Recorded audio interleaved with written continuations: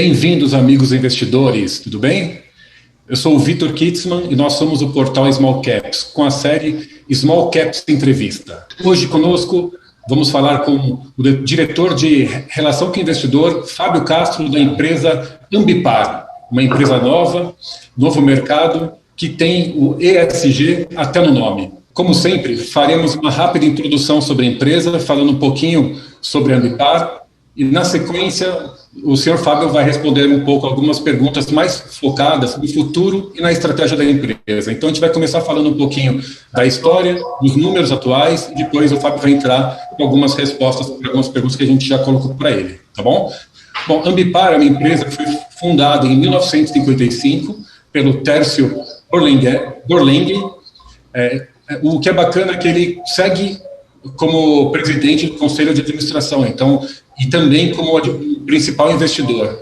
Hoje, somando ele com a família, com alguns membros familiares, já tem mais ou menos 60% da empresa. A Ambipar tem hoje dois principais setores: Ambipar Environment e Response. O que mais me atrai é a parte de Environment, é a parte de gestão de resíduos. Então, como que funciona? Principalmente as indústrias têm um grande problema, né? Como que ela faz para lidar com esses resíduos que eles produzem? O descarte nunca é a melhor opção pensando em natureza, pensando na economia circular. A Ambipar traz o problema para casa, tem uma área de PDI, eles fazem pesquisas, decidem qual que vai ser o produto a ser feito com esses resíduos.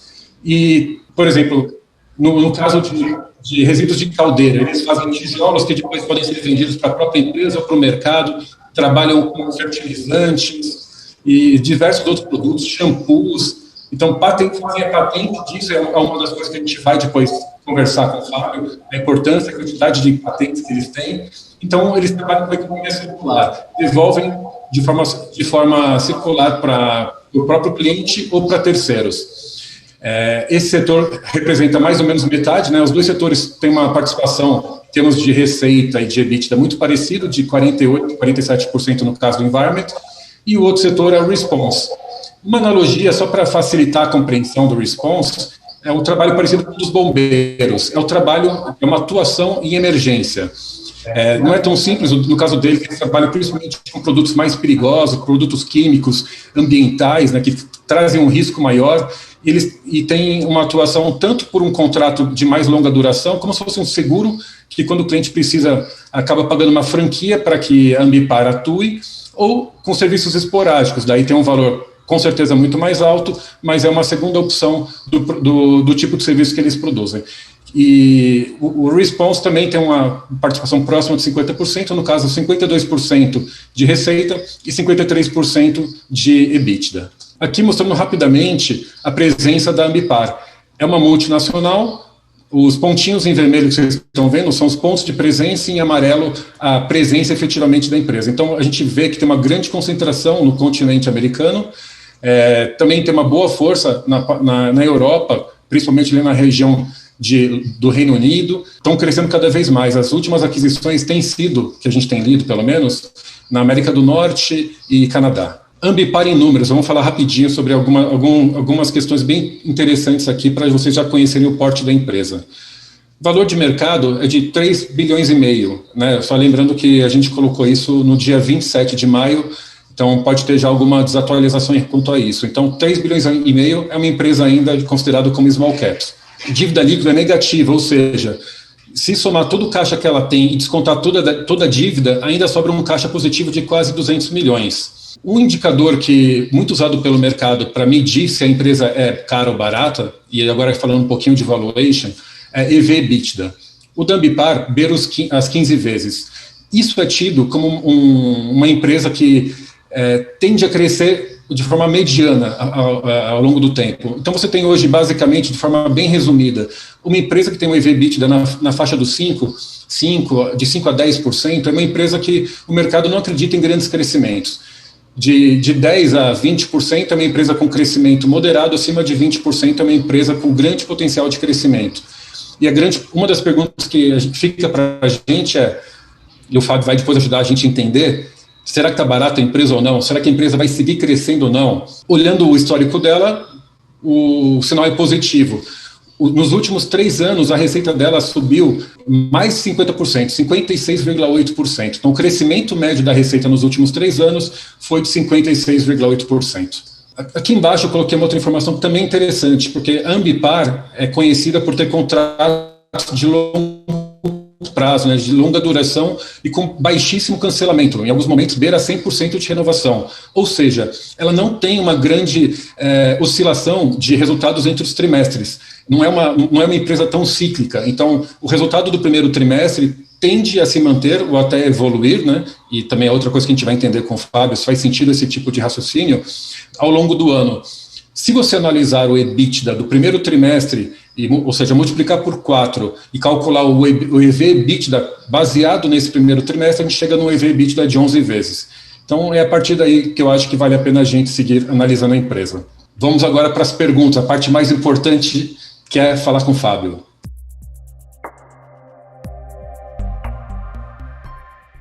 Vamos separar um pouco nos nossos 2 segmentos, tá? Quando a gente olha o Environment Brasil, a gente tem, nas nossas contas aqui, de 11% a 12% de market share, tá?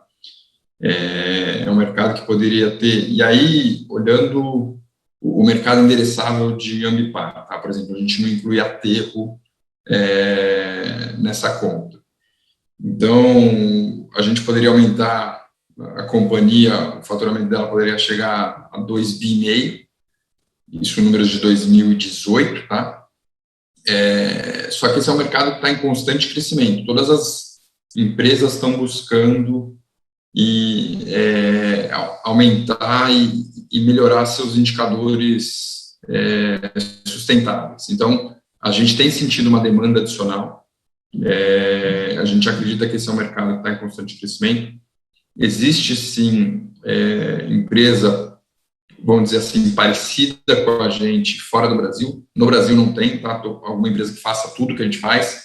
Existem pequenos players que fazem uma etapa do processo que a gente faz. Então, tem gente que faz transporte, tem gente que faz só a parte de queima, do gerenciamento de resíduo, mas dar a solução completa para o cliente, com software, fazer a parte de economia circular, a gente desconhece, tá?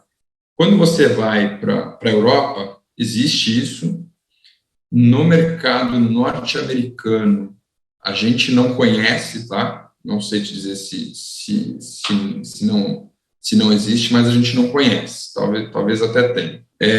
Quando a gente vai para o segmento de response, no Brasil, a gente não tem informação, mas a gente acredita que a gente tem mais de 50% de market share, e aí você não tem nenhum concorrente que consegue dar amplitude, dar o atendimento a nível nacional. Eles são players locais, a gente tem 105 bases no Brasil. Você pega um outro player, ele vai ter menos de 5 bases, então é completamente incomparável. E o nível de serviço que a gente tem, a qualidade, todo o treinamento que a gente dá para os nossos colaboradores, é muito diferente dos nossos concorrentes. Tanto que você fez uma analogia do nosso serviço ao Corpo de Bombeiros, né? Todo o Corpo de Bombeiros do Estado de São Paulo que lida com produto químico, ele vai no centro de treinamento da Ambipar para ser treinado pela gente, tá? Para você ver o nível de expertise que a gente tem. E quando um acidente ele é muito sério, qualquer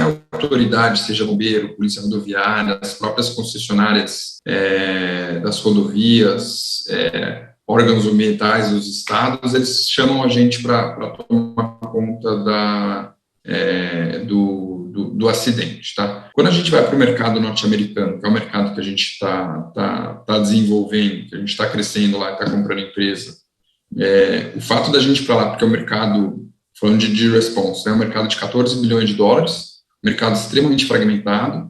Os 2 principais players, cada um tem cerca de 2% de market share, e response não é o core business deles. Na verdade, eles fizeram esse segmento de response para atender o business de aterro deles, que é o foco principal, para ter acesso aos resíduos e destinar para os aterros. Então, a gente encontrou uma possibilidade da companhia crescer ali e se tornar um player muito relevante no mercado grande, e a gente sim tem uma ambição de ser uma das maiores companhias globais, tá?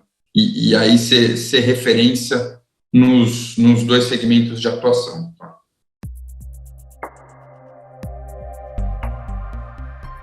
Exceto que eu te diria, talvez, pelo câmbio, porque, por exemplo, o câmbio é um item que afeta a gente, e aí câmbio do primeiro trimestre, a princípio, está mostrando que deve ser maior do que foi o segundo tri. Eu diria que essa analogia pode ser feita com certeza, tá? Mas dado que a gente tem crescimento e a gente está focando muito aqui na parte operacional, a gente entende que esse resultado ele é o mínimo que daria para ser atingido ao longo do ano, tá? Porque a gente ainda tem M&A que a gente deve anunciar, a gente inclusive anunciou ontem, então tem mais coisa para entrar que coloca esse resultado do primeiro TRI como a base mínima para o ano, tá? O segundo trimestre, realmente, assim, está vindo muito bem, tá? Tanto na parte de environment, que a gente está tendo, o pessoal, nosso comercial está na rua, está fechando coisa, a gente tem novos contratos sendo implementados, assim como o Response, a gente também está sentindo uma economia mais aquecida, pelo menos nos setores que a gente atua, né, nos nossos clientes, a gente sentiu que está tendo mais transporte, está tendo mais acidentes, então a gente vai aumentar a produtividade, a gente vai ter mais receita de emergência e a gente também está aumentando o número de contratos de assinatura. Tá? Então, realmente, segundo trimestre deve vir bem também.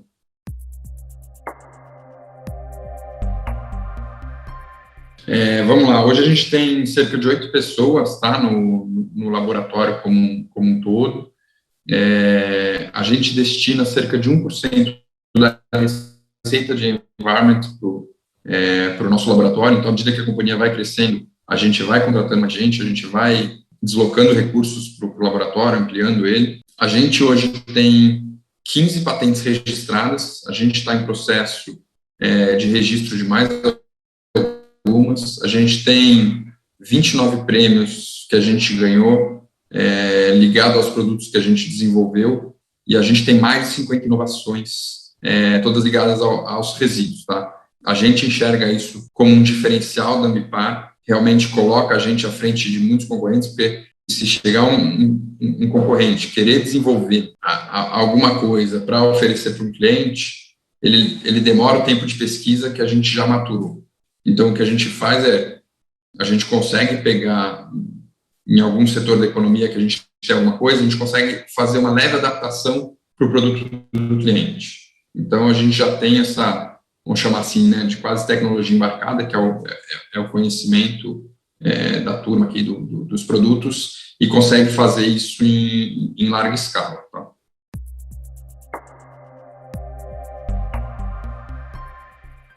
Como que é o processo, né? A gente tem genuinamente dentro do processo da Ambipar o crédito de carbono.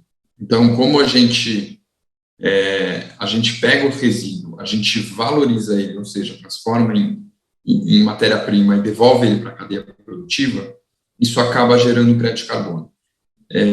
A ideia é que, como a gente gera esses créditos, a ideia é a gente tokenizar eles, ou seja, para cada crédito, para cada tonelada, né, para cada unidade, a gente vai definir a unidade ainda, mas para cada unidade de carbono a gente tenha uma unidade de token, e aí o fato de você tokenizar mostra que ele é lastreável, então você consegue ter todo o lastro dele, e aí a ideia é a gente vender isso. A gente está fomentando aqui para você eventualmente compensar a sua pegada de carbono. Mas você, eventualmente, assim como as outras criptomoedas, você pode comprar isso pensando em valorização também. Tá? Como o crédito de carbono é um negócio, uma demanda crescente, hoje você não tem crédito de carbono suficiente para compensar toda a pegada do mundo. Tá?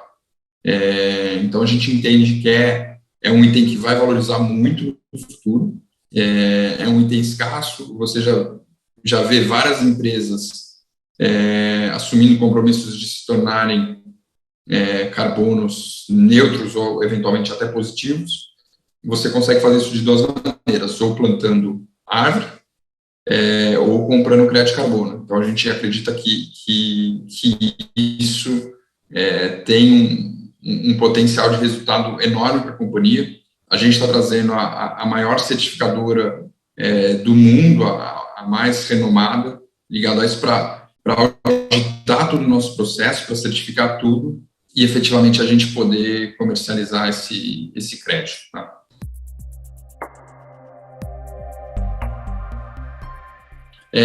Quais são os dois principais pilares que a gente olha no M&A? Tá? Primeiro, a gente está muito focado aqui na parte de geografia, seja para environmental response, em lugares que a gente não tem atuação, ou, isso pensando na parte de environment, ampliar o nosso portfólio de serviços, tá? Como foi o caso da Verdigai e da Âmbito, que são duas empresas de software que a gente adquiriu. Por exemplo, estratégia dos Estados Unidos, né? A gente tem lá o que a gente chama de estados prioritários, que você pega os principais estados dos Estados Unidos, que a gente quer ir populando os estados, então, e abrindo aí, seja de forma orgânica ou seja de M&A, e abrindo base nos estados, e a gente entende que a estratégia de M&A nesse começo, que a gente está crescendo de forma mais acelerada, ela é uma estratégia mais assertiva, porque a base já está lá instalada, é o que você falou, o dono da empresa, ele está lá, ele é uma pessoa hands-on, que vai realmente nas emergências,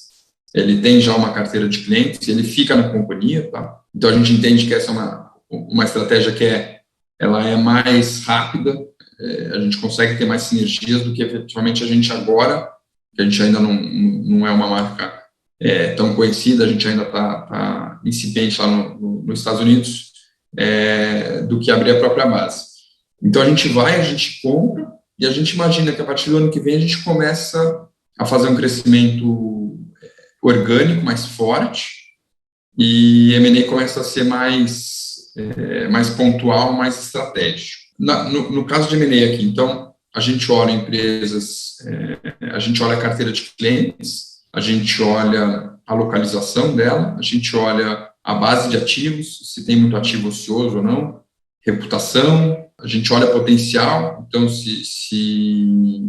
por exemplo, em geral lá nos Estados Unidos eles atuam em um tipo de modal. Como que a gente consegue fazer a companhia crescer muito, né? Aqui no Brasil a gente atua em todos os modais. Então a gente leva esse know-how para lá e começa a oferecer isso tanto para os clientes da empresa que a gente comprou, quanto para novos clientes. Então, a gente consegue dar esse nível de crescimento para ela em 2 anos. Tá? E essas empresas, elas operam numa margem menor do que a nossa. Então, a gente ainda consegue trazer benefícios de escala, de sinergia em custos, em despesas. Então, o múltiplo o que a gente paga lá 5, 6 vezes, ele acaba sendo ainda menor, tá? Então, realmente, a companhia, a gente brinca aqui que a gente tem um terceiro segmento que é M&A. Ao longo da história da companhia, a gente já fez mais de 20 M&As, tá? E, assim, a gente conseguiu demonstrar que o M&A, no nosso caso, como a gente tem um time focado, a gente tem centro de serviço compartilhado,